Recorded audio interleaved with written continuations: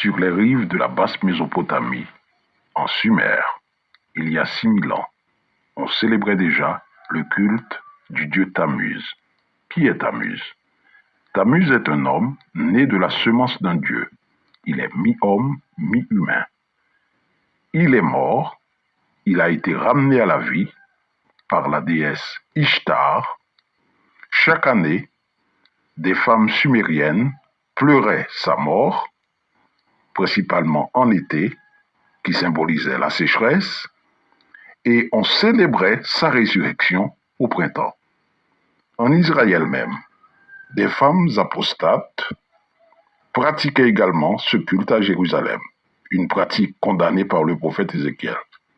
Le prophète Ézéchiel est d'ailleurs le seul à mentionner Tammuz par son nom, en le dénonçant comme une idolâtrie abominable au sein du temple de Jérusalem.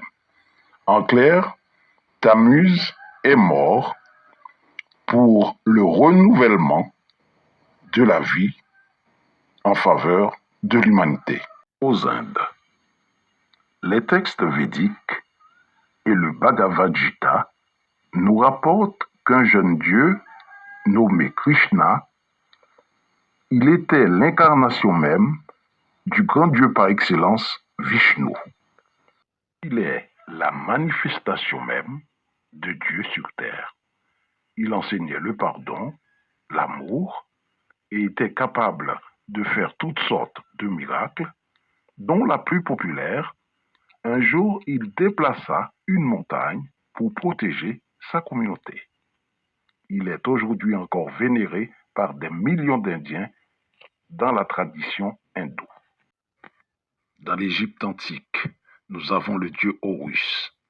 Il est assassiné, mais il a été ramené à la vie. Il symbolise la lumière du monde. Il symbolise l'espérance. Il a vaincu la mort. Il est le Fils de Dieu.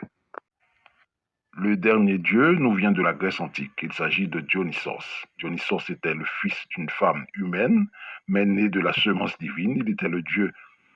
Il était fils du grand dieu Zéus lui-même. Il est mort. Il est revenu à la vie.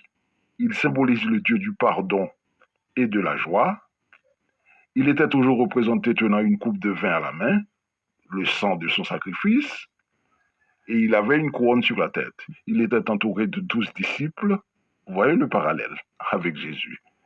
Bien à vous et à la prochaine.